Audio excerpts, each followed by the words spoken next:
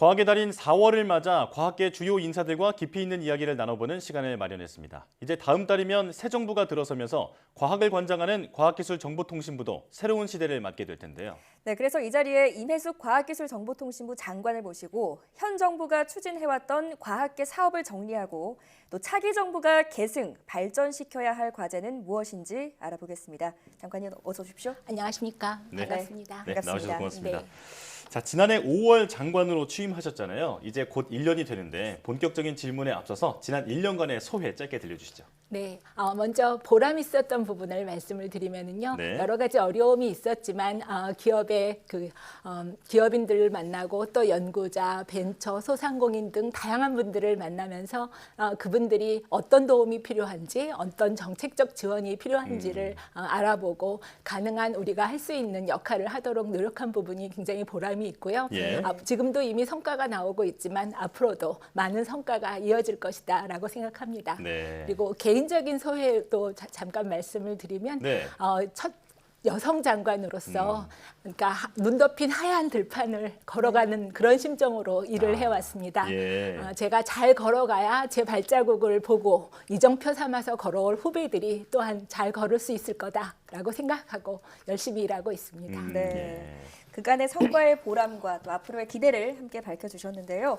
자, 요즘 과학기술의 정치, 경제, 사회적인 영향력이 정말 점점 더 높아지고 있다는 게 피부로 느껴지고 있습니다.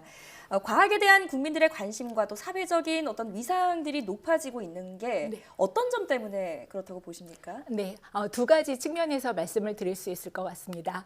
첫 번째는 코로나19로 인한 이제 비대면 사회가 되었습니다. 네. 이러한 비대면 사회에 우리가 대응하기 위해서는 모든 분야의 디지털 전환이 필요합니다. 네. 그래서 기업도 디지털 전환이 이루어져야 되고 교육이라든가 의료라든가 모든 분야에 있어서 디지털 전환이 이루어져야 되기 때문에 이 정보통신 기술의 그런 어떤 영향력이 커지고 있고요.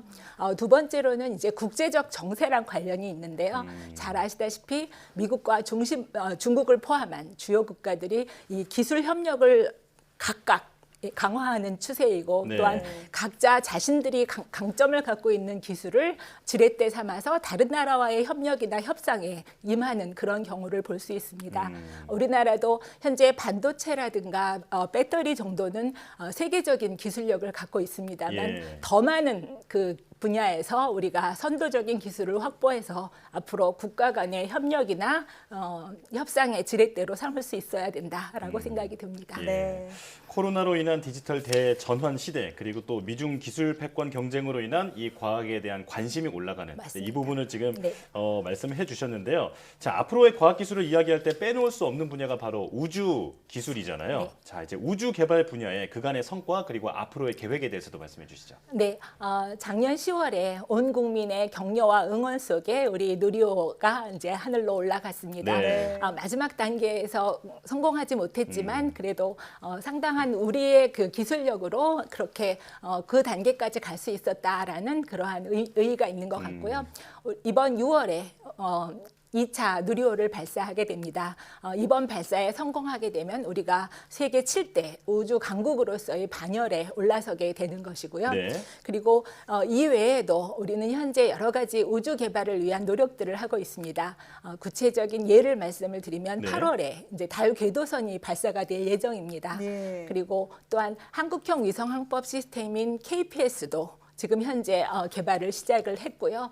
이런 그 노력들을 통해서 우리나라가 앞으로 우주 강국으로서 도약할 수 있을 것이다라고 생각하고 있고요. 예. 또한 앞으로의 방향을 한번 말씀을 드리면 정부에서 갖고 있는 이런 우주 기술들을 민간에 이전을 해서 민간 우주 산업을 활성화 시켜야 합니다. 그래서 예. 우주 산업 클러스터도 만들고 새로운 어떤 민간 우주 비즈니스 시대를 열어가야 된다라고 말씀드리고 싶습니다. 예. 자, 말씀하신 것처럼 이제 우리나라도 본격적인 우주 강국으로 도약할 그 초입에 다가왔는데 이제는 미국의 나사처럼 우주 개발 사업을 주도적으로 이끌어 나갈 어떤 독자적인 독립부처나 또 기관이 있어야 한다는 목소리가 나오고 있습니다. 장관님은 어떤 견해를 가지고 계신가요? 네, 저도 우주 개발을 총괄할 수 있는 거버넌스가 필요하다라는 데 동의를 합니다. 네. 그리고 그 어떤 거버넌스를 어떤 기관에 두어야 될 것인가는 이제 차기 정부에서 결정해야 될 몫인데요.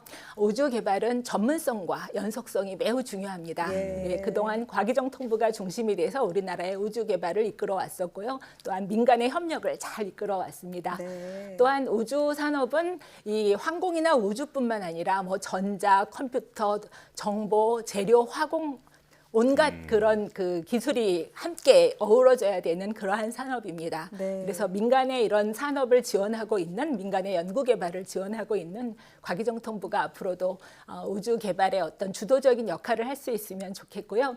또한 과학기술 관점에서 이 평화적인 목적의 우주 개발이라는 우리의 가치를 잘 드러내기 위해서라도 예. 과기정통부가 주요한 역할을 하기를 기대하고 있습니다. 예.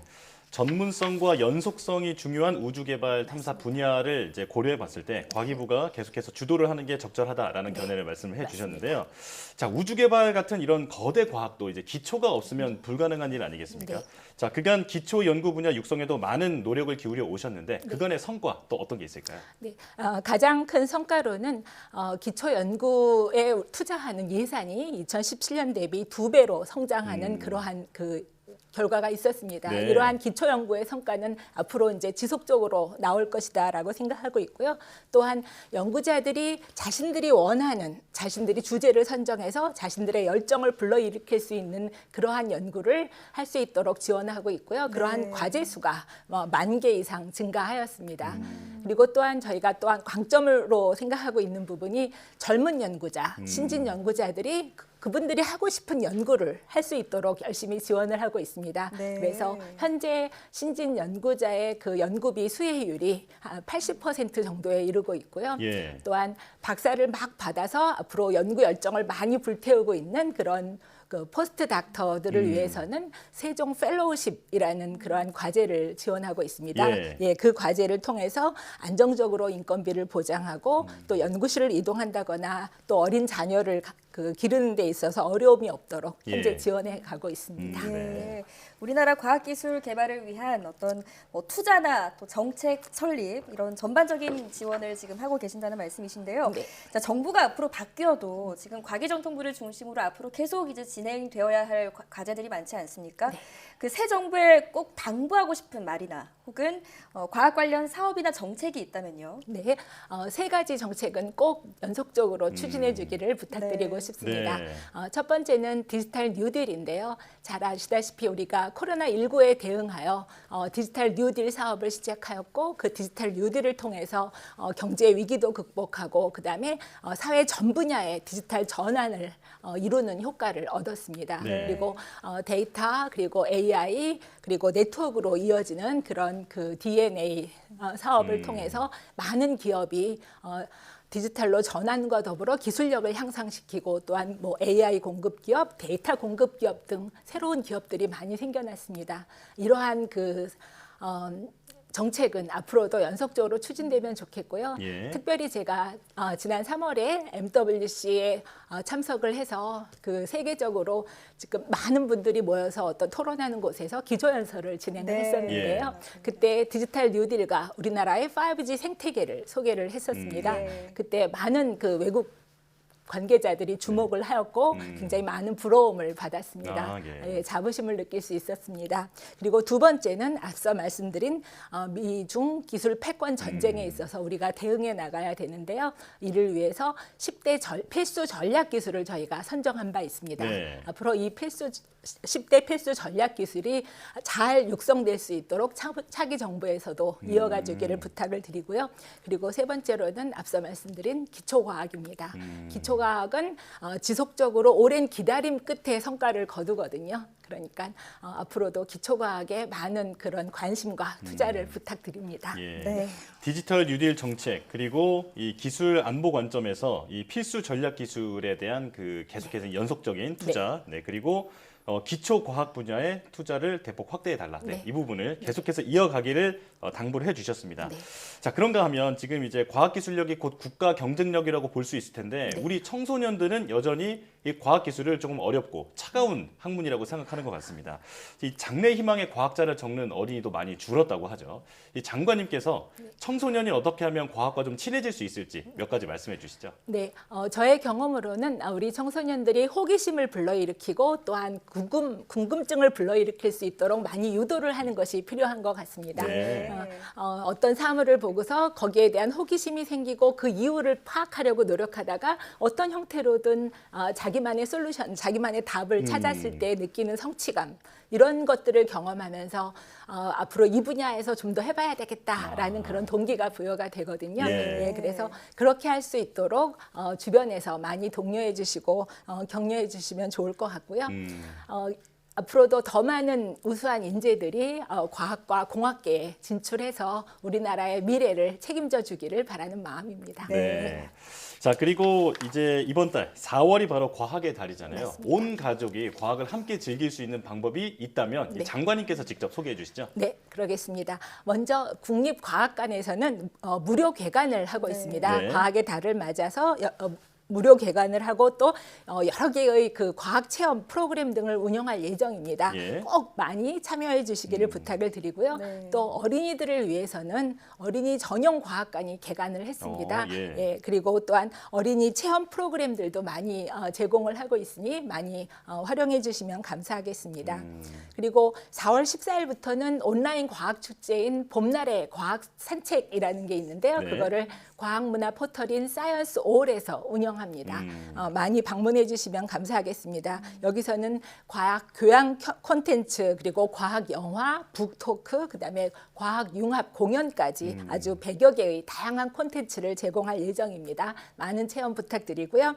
그리고 마지막으로는 과학기술에 대한 국민의 기대와 응원의 메시지를 모으는 SNS 릴레이 캠페인인 부탁해 과학기술도 진행되고 있습니다. 예. 저도 며칠 전에 촬영을 했는데요. 이거 릴레이 캠페인에 많이 참여해 주시면 감사하겠습니다. 네. 이때 받은 수익금으로는 과학 융합 공연 등 그 여러 가지 공익 사업을 위해서 사용할 네. 예정입니다. 아, 그렇군요. 네, 자, 현 정부에서 이제 구체적으로 어떤 뭐 과학 관련 사업들이 성과를 얻었는지 또 앞으로의 정부에는 또 어떤 과학 과제들이 남아 있는지 아주 일목요연하게 잘 설명을 해주셨는데요. 끝으로 이 과학 기술에 관심이 많은 국민들 그리고 시청자 여러분들께 한마디 해주신다면요. 네, YTN 사이언스를 시청하시는 분들은 과학기술에 관심이 많으신 분들일 것 같습니다. 네. 우리 과학기술인들이 긍지와 자부심을 가지고 일할 수 있도록 많은 격려와 응원을 부탁드리고요. 우리나라가 세계 10위권의 경제 강국으로 성장하고 또한 코로나19에서의 그런 어려움을 극복하고 디지털 전환을 선도하고 또한 글로벌 기술 패권 시대에 미래 유망 기술을 선점하는 건 모두가 우리 과학기술의 힘입니다라는 것을 우리 국민 모두가 알아주시고 응원해 주시기를 부탁드립니다. 네. 네. 자, 4차 산업혁명 시대 그리고 포스트 코로나 시대, 뉴스페이스 시대 이런 지금 우리 사회를 관통하는 모든 변화의 중심에 과학기술이 있는데요. 앞으로도 과학기술 발전을 위해서 계속해서 힘써 주시기를 부탁드리겠습니다. 네, 지금까지 과학기술정보통신부 임혜숙 장관과 함께했습니다. 고맙습니다. 감사합니다.